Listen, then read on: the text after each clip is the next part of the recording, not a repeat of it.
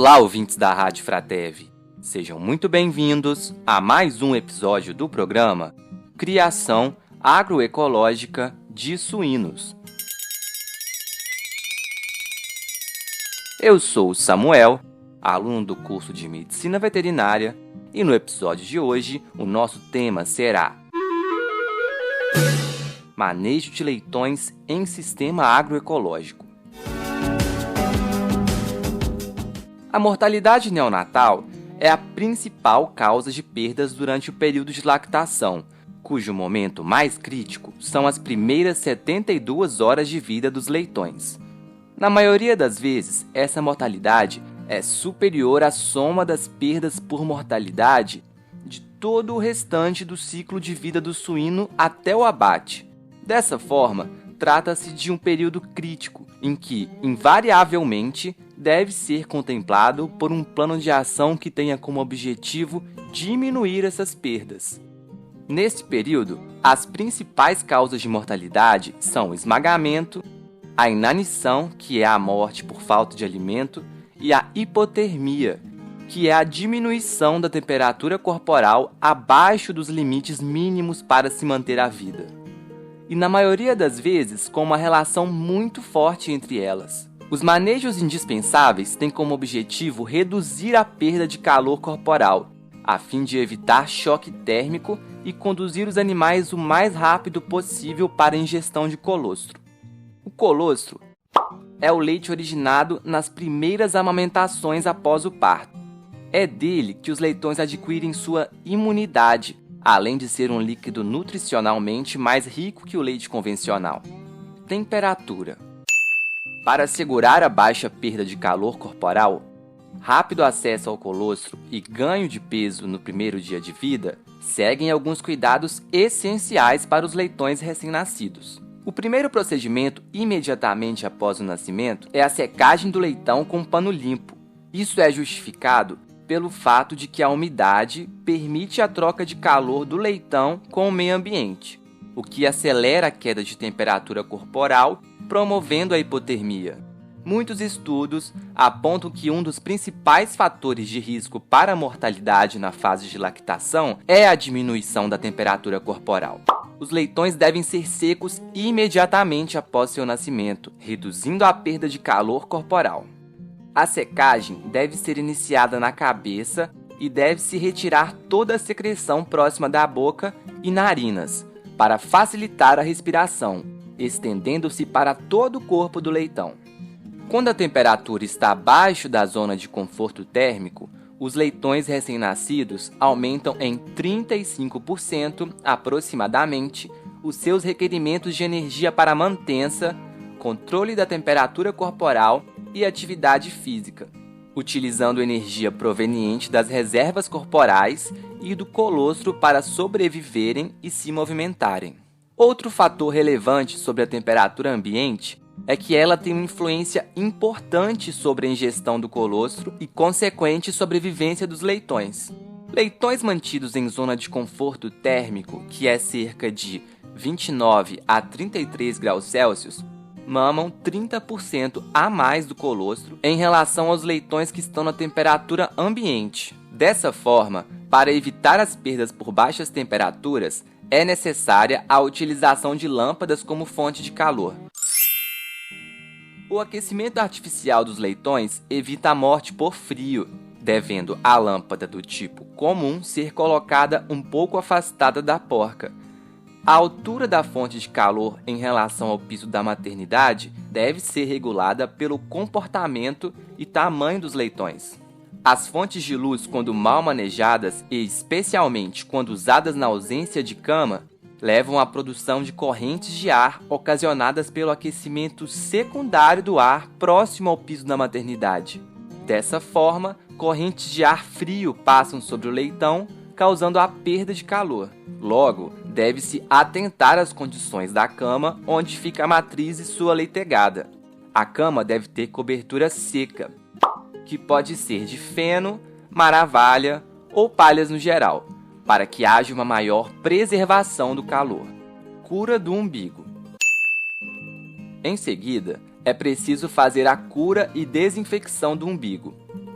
O leitão nasce com baixa resistência a infecções devido à pequena quantidade de anticorpos, que são proteínas que possuem como principal função garantir a defesa do organismo. O umbigo é a porta aberta, expondo o animal a contaminações diretas. Por essa razão, o cordão umbilical deve ser cortado logo após o nascimento do leitão. Para realizar o corte, é importante o uso de tesoura cirúrgica desinfetada com álcool ou outro desinfectante. E, em seguida, deve ser feita uma ligadura. Para isso, é possível usar um cordão previamente desinfetado ou embebido em desinfetante, ou mesmo uma goma elástica. A área do corte fica de 3 a 5 centímetros da barriga e, em seguida, se faz a desinfecção ou cura do local com uma solução iodada a 10%. O umbigo deve permanecer em contato com o iodo por 3 a 5 segundos. E lembre-se, o corte e a desinfecção do umbigo precisam necessariamente ser realizados nos primeiros minutos após o parto. E por que é imprescindível a ingestão de colostro logo após o nascimento? Os leitões nascem sem determinados componentes do seu sistema imune, as chamadas imunoglobulinas, que atuam na defesa do organismo. Elas são essenciais para a sua sobrevivência nos primeiros dias, pois contribuem com a maior parte da imunidade desses animais. Quando o animal nasce, ele nasce sem defesas específicas à maioria dos patógenos. O colostro tem uma série de componentes, funções de nutrição e imunidade dos recém-nascidos, que são determinantes para a sua existência.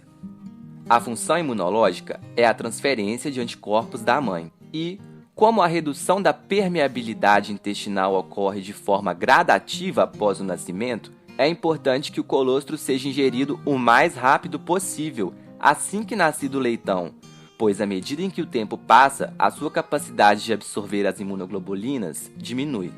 Ambiente. Os leitões e a porca devem permanecer nas áreas do parto por 5 dias, visando uma melhor proteção aos leitões. Aos 10 dias de idade, os leitões já podem receber uma pequena quantidade de fubá de milho ou ração preparada na propriedade. Os leitões não devem ser mantidos em baias ou gaiolas. O período de alimentação deve ser de, no mínimo, 42 dias, e as áreas de exercício devem estar disponíveis para a formação de piscinas de lama, para que os animais possam tomar banhos de lama. Como na criação em sistemas abertos, os leitões são livres para manifestar o seu comportamento natural. Ao tomar banhos de lama ou fuçar, esses animais adquirem quantidades suficientes de ferro, o que é muito benéfico nesta fase de vida do animal. A aplicação de ferro nos primeiros dias de vida em sistema confinado é imprescindível, visto a importância das perdas por anemia ferropriva nesse tipo de sistema. Castração. A castração dos leitões machos deve ocorrer a partir dos 15 dias de vida do animal, mas não deve ultrapassar os 75 kg de peso vivo, pois é a partir desse peso que o animal entra na puberdade, e então são liberados hormônios no organismo do macho que alteram vários aspectos sensoriais da carne. Denominam o odor do macho inteiro muito forte e repulsivo. Desta forma, os abatedouros brasileiros têm legislação específica para o abate de suínos. De acordo com a Instrução Normativa número 79 de 14 de dezembro de 2018, os suínos não castrados, mal castrados ou com sinais de castração recente não serão abatidos, ou no caso do erro ser observado apenas na linha de inspeção interna, as carcaças acometidas devem ser desviadas da linha para completa remoção. Suplementação.